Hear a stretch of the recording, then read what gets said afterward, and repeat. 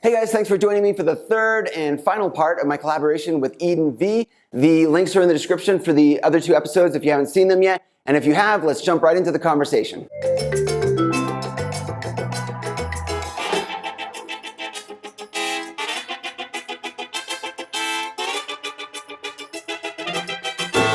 Welcome to part 3 of our 3-part series starring myself, Eden, and my good friend Daryl from OCPD, My Life in Debris. Our last topic that we talked about was stigma about OCPD and mental health, and we touched on the idea of perfectionism. So I thought that I would take the reins, thank you very much, Daryl, and talk a little bit more about perfectionism and how it really permeates and can be quite a hindrance in the life of somebody who has OCPD. So I feel like perfectionism is essentially a behavior that we perform when we feel like we're starting to lose control of our situation.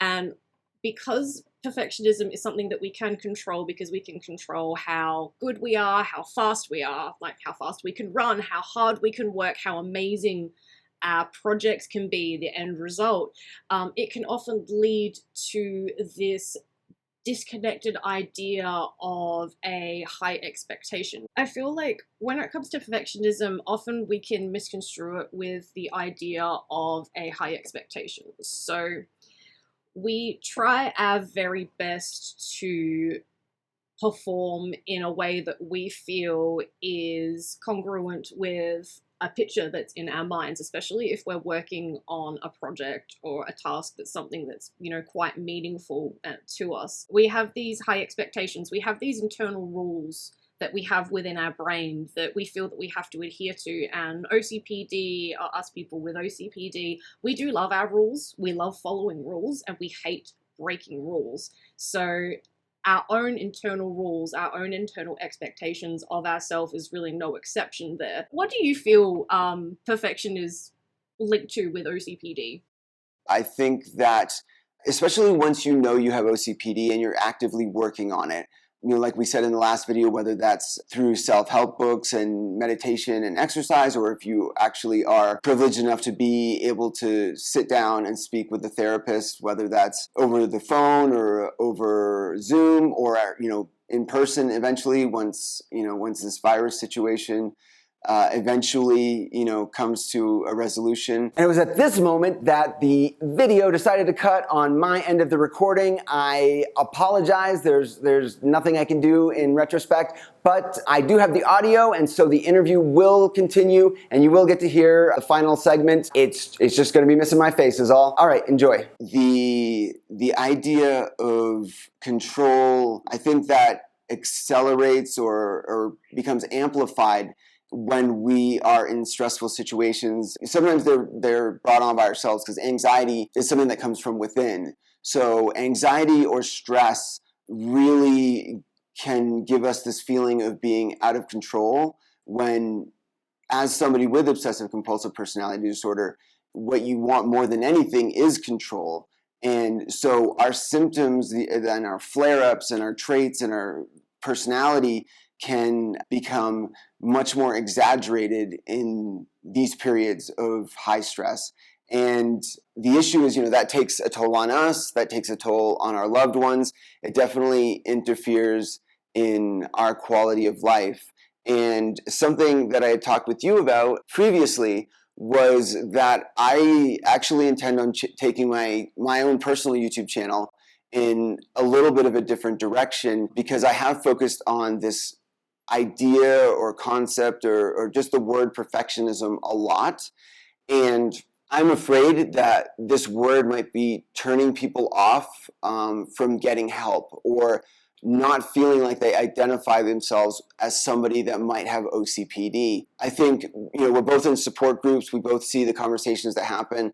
There are loads of people with OCPD that have lives that are out of control, or they have homes that are, completely disorganized. And when they read the description or the definition, or they go to the DSM and they look at what OCPD is, I think a lot of times they don't see themselves in that. And I think a big part of that is because they get hung up on this idea or word perfection, because I think in general, I'm not including myself in this, but people with OCPD tend to be maybe slightly higher in average intelligence. We at least know the idea of perfection, or the definition of perfection. That doesn't exist in the world. Nobody's perfect, and nothing is perfect.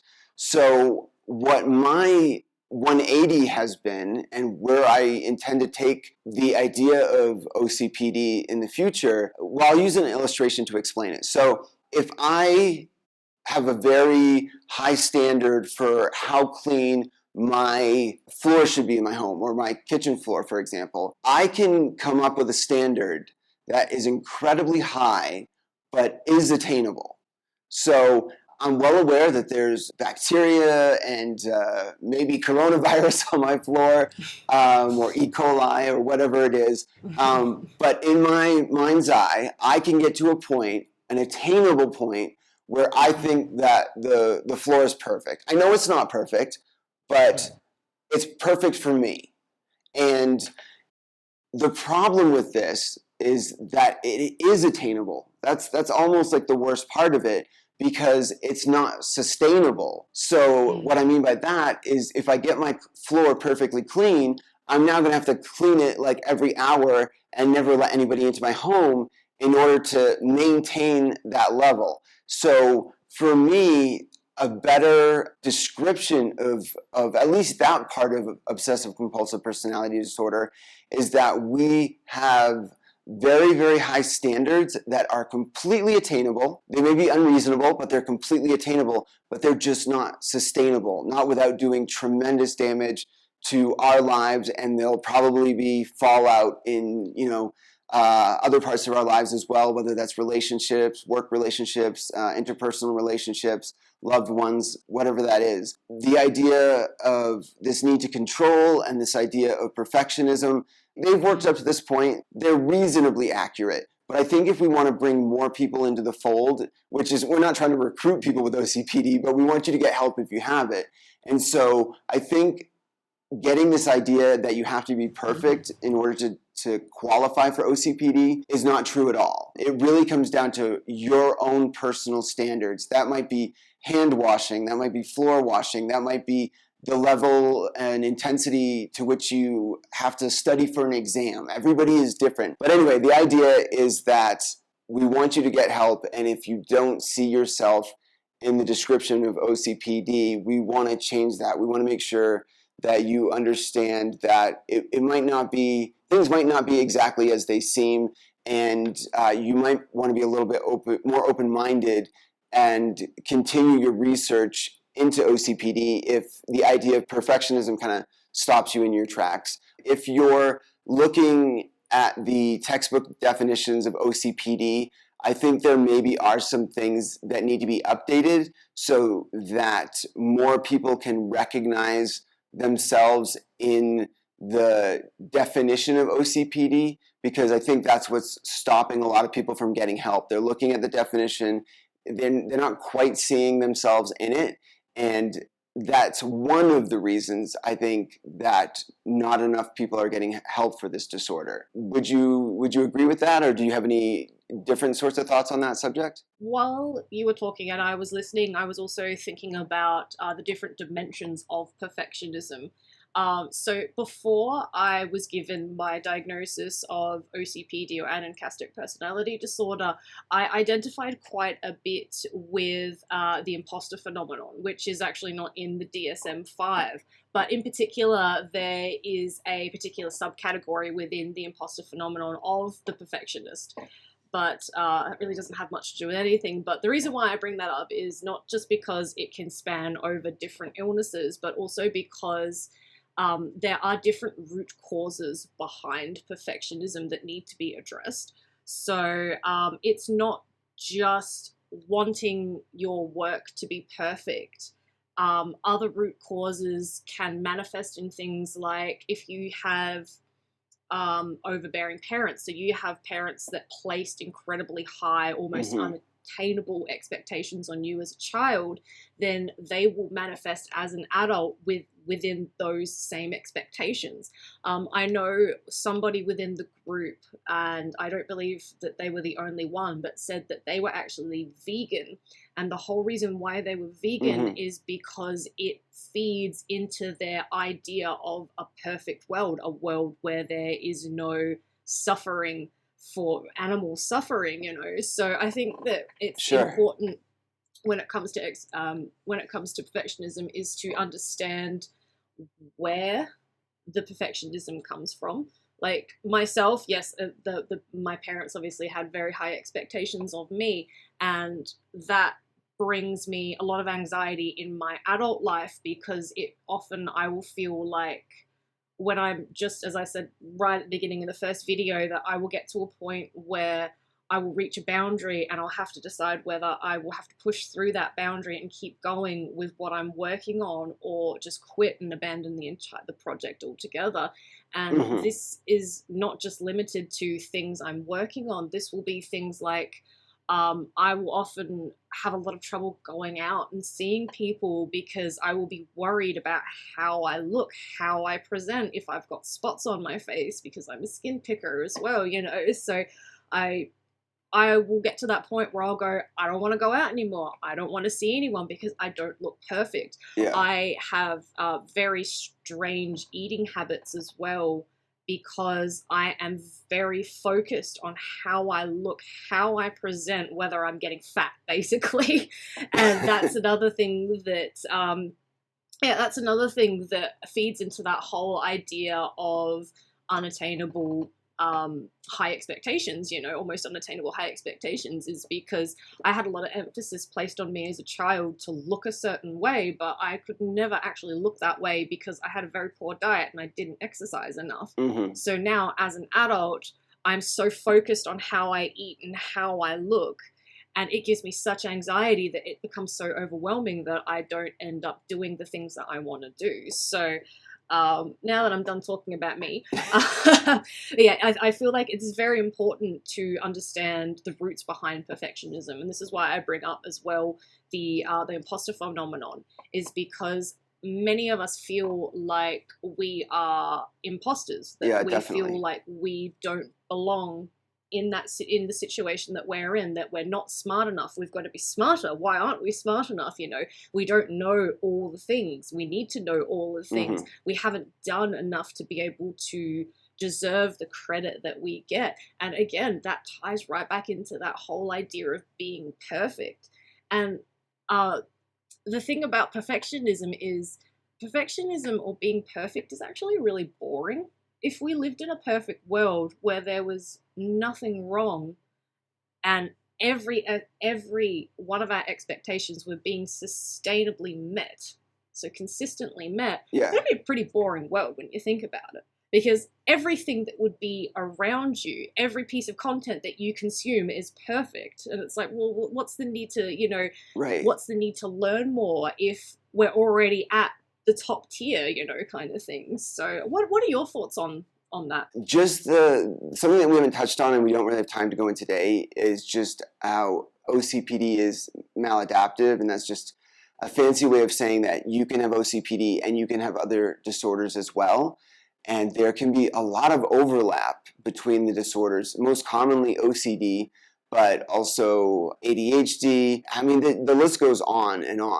And that's kind of the hard task of the therapist, is to kind of figure out, you know, this web of things that are going on in your head and how they connect and what the significance of them is. So yeah, I was thinking about how these things sort of all interconnect. Once you get into or start finding out about OCPD, you start learning about procrastination in a whole new way, or dropping a project entirely, which is something I think people associate with ADHD, whether rightly or not. But you know, with obsessive compulsive personality disorder, it's really easy to feel like you're in over your head and you just stop. You know, like, I can't tell you how many times I've picked up a guitar to try and learn how to play and gotten to a certain point and thought, this is pointless. It's going nowhere. And I stop. or there's something I want to do, like this video, I wanted to do this video with you, but it probably could have happened sooner than this. But it was just wanting everything to be just right. And I'm sure it's not going to be, but wanting everything to be just right, but procrastinating and pushing it off because I had to order this piece of equipment and that piece of equipment and make sure that, I had the correct lighting and the right time of day. And, we're in different time zones. So we really had to like figure out the best time that was going to work for both of us. So something that you'll discover when you start deep diving into OCPD is this idea of a lack of follow through and a lot of procrastination. So that was kind of what I was thinking of when you were talking about what you were talking about. It's not just trying to be perfect. There's a lot of other stuff like you're talking about behind that. There's a lot of different motives and different reasons. We don't all think the same. People with OCPD don't all think the same. I've seen in support groups sometimes, I don't know if you've seen this, people will mention, oh, if I could only find a partner with OCPD, then my life would be perfect. And I'm like, no, your life will be twice as bad as it is right now because no two of us are the same. We all have very high standards, but they're on completely different things, and our motivations can be completely different. As funny as it is, it's also sad, and it's also true. Mm-hmm. Yeah. No, I like a lot of that. I like all of that.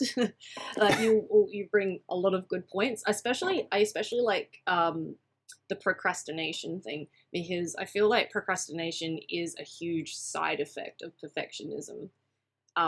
We like to procrastinate on something that we know is going to be overwhelming because we know that if it's not going to be perfect, well, then what's the point of even starting it? Things have to be just right. And it's interesting because you were talking about comorbidity as well, the whole thing of OCPD being interlinked and overlapping with other or other disorders, and with OCD, for instance, that's the just right OCD where things just have to be right. So I feel awful for people that have both OCD and OCPD. And there's quite a few of them. Yeah, it is. I think it's the comorbidity rate is in the 20s, like 20-something% of people with OCPD have OCD as well. And I just can't imagine what it would be like experiencing both of those things at the same time. Like when we talk about ADHD and OCPD, someone very, very beautifully described it as ADHD makes it hard to start a task and OCPD makes it hard to finish that same task. When you kind of walking like that nice thin razor edge there, it's very hard. Like it's very hard for me to get started on the task, and it's very hard for me to finish a task for both of those reasons. Another thing too that we were talking about is how no OCPD is the same. Obviously we all present in very different ways. Like for instance, I know that there are some people out there that love lists, love rules, love attention to detail and organization. And that's another thing too, attention to detail. This is another reason why that's something else that feeds into our perfectionism as well, is because we have such fine, acute attention to detail that we focus so much on those mistakes and create that snowball effect, as I was saying earlier, that it just ends up rolling us over because we're so preoccupied with the little things when we should be looking at the entire picture. That's a story for another day, obviously. But no two people with OCPD are the same. Like for instance, I love lists, I love rules, and I love organization, but do not look in any of my cupboards. Dear God, do not look in any of my cupboards, because it is just, I will just lift things up and I will put things away and I'll close the door and I will just pray that when I open it, things won't topple out. But I also know people that are the complete opposite, that you can open their cupboard and everything is in order and it is beautiful. It is color-coded. It is categorized. I've seen the pictures in the support groups. I know. I've seen some of them and it's just, you sit there and I'm just there like, oh, that's a lovely cupboard. Yeah. That looks so much better than mine. I should probably do something about mine. Maybe not. But yeah, I find that I find that very interesting, and I don't think two people with OCPD would work very well because their needs, their behaviors, and their traits are just all so different, and they would be so out of line. It would just be such a chaotic household. So, everything we're talking about is treatable. I have been in therapy on and off for a long time, and now I've been seeing a very, very excellent therapist for probably about a year and a half. And so many of the things that we're talking about are things that I have either under control or mostly under control. And it's really the high level stress situations that tend to bring these things out, which means I haven't conquered it by any means, but in everyday life, I'm able to put up with a lot more imperfection, and I'm able to go with the flow a lot more. So the point I'm making is that if you're watching this and you're thinking, yeah, I agree with these guys, everything sucks.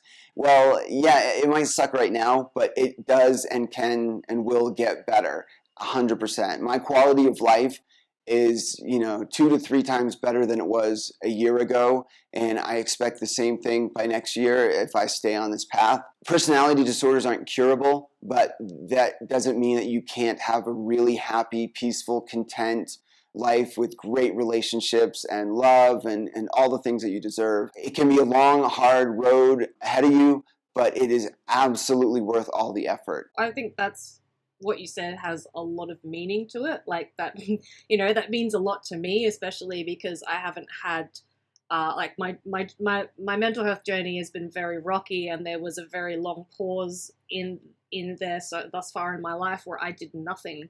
Yeah. But use maladaptive coping mechanisms. Namely, I drank and I smoked a hell of a lot, and it is not.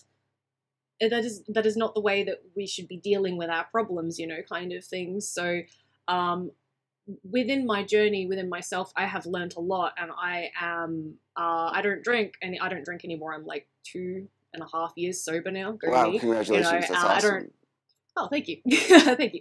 I don't like smoke cigarettes or anything like that. So I've cut out all of these things out of my life because I realized that they were poor ways of coping with my mental health. So I'm nowhere near, I'm still like, I'm still on the ground. I'm only on the first rung ladder kind of thing. So I've still got a while to go. But it's nice to hear that there is, I suppose, not hope for me, but it's nice to hear that it's nice to be assured that I'm going to have quality of life if I keep working on myself. Absolutely.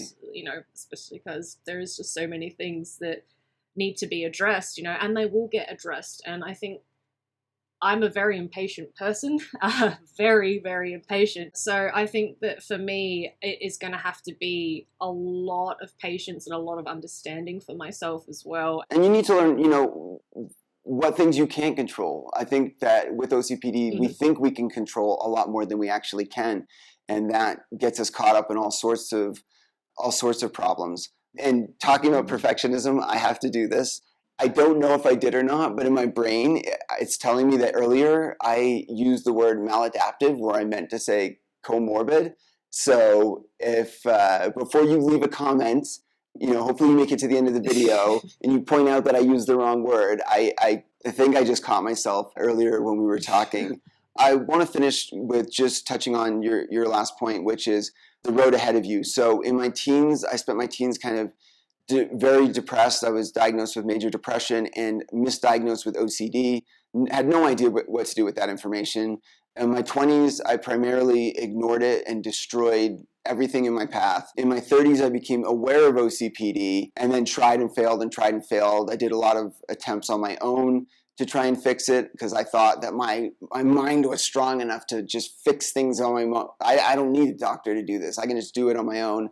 And then by my late 30s, I finally came around and said, wow, I've never been really happy. I've never felt peaceful or calm or like I'm getting nearly enough enjoyment out of life as I see some of the people around me are getting, that level of enjoyment. And I said enough is enough. And so I want people watching this to do this in their teens. Don't wait until your 20s. Don't wait until your 30s. Don't wait until your 40s. I mean, if you're already there, then it's never too late. That's the other thing I like to tell people. I talk to people that are in their 60s and their 70s, and I'm like, look, you could live another 20 years. So it's still worth it. It's still worth putting the work in, even if you've been miserable up to that point, because once you get to the other side, it's a whole new world, and it's amazing. And I'm only just, starting to feel that. So keep the faith, or keep up the good fight, because you will get there, and it is 100% worth it.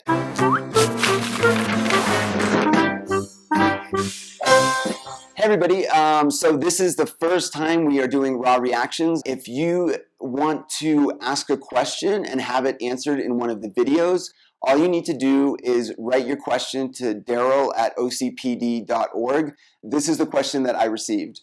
Hi, can you please talk about OCD problems in the area of communication? I have so many thoughts in my head that I'm unable to filter my words. And although my thoughts aren't necessarily bad, I can sound passive-aggressive in conversation. Also, if I have mild OCD but still have an overanalyzing brain, would this make my life more difficult than if I didn't have that? Does this fall under OCPD territory? So there's a bunch of questions in there. I would say that if you have an overanalyzing brain, I think that's something probably both of us have. For me, it causes insomnia. You're absolutely correct in assuming that that would probably make your life more difficult. And does this fall under OCPD territory? OCPD it's not just a set of traits, it really is a way of thinking. So I think I would probably need to know more about how you get to this point of coming across passive aggressive. It's within the scope. So my suggestion, my answer to this question would be to, if you're not seeing a therapist, to talk to one about the feelings that you're having. It definitely could be OCPD, and it could be something else, but it sounds like you're struggling, and I don't want that to be the case. So you can always follow up, send me another email as well. Try and find a therapist in your area, and hopefully you'll be able to start working these issues out with them. And how about you, Eden? Did you have an answer to this question? I don't know if I butchered it or not. No, you did really well. That's great, because the main focal point of the question that I was interested in the most was the idea of intrusive thoughts during communication. So OCD is an anxiety disorder, obviously, and the anxiety surrounding communication and having intrusive thoughts with OCD makes it very hard to communicate. So I guess what I wanted to say is, when you're dealing with so many things that are happening in your brain, and there's so many thoughts coming in, whether this person likes you, whether you look all right, whether you are saying the right thing, whether you have the right topic to talk about, whether it's going to be interesting, and then you have all these situations playing at the same time, like you're worrying about what their reaction's going to be, what they're thinking about it. At the same time, it can make communication, just talking to other people, seem very overwhelming and very confusing. So the best way to deal with intrusive thoughts and to deal with having this bombardment of just all these different things in your brain is to, I sound a bit like a hippie when I say this, but is just to practice mindfulness. So rather than acknowledging the thoughts and taking them in and considering them, see them just as floating clouds, I suppose, clouds that are floating by. So know that these thoughts are coming in, but hold fast and hold true to the intention of what you wanted to say. It makes it much easier if you can keep what you want to say in mind and observe what's happening as just like having static. It's kind of like tuning a radio. Mm-hmm. So if you're tuning a radio and you're sort of falling out and you're starting to get static, well, those are your intrusive thoughts. So if you can just see them as static and keep your radio tuned to the channel that you want it, and hold more onto the thoughts that you want to say, it is going to make communication a lot easier.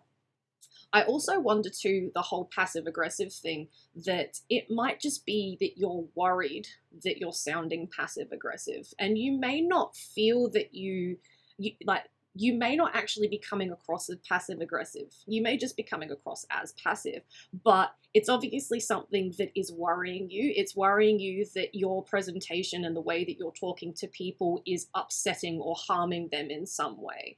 So as Daryl said, if you can, definitely access some sort of professional guidance, professional advice. If you can't access somebody who specializes in OCD, absolutely find perhaps a life coach, because they can help steer you into more healthy ways of having conversation. And even just a little bit of cognitive behavioral therapy is really helpful here, because it sounds like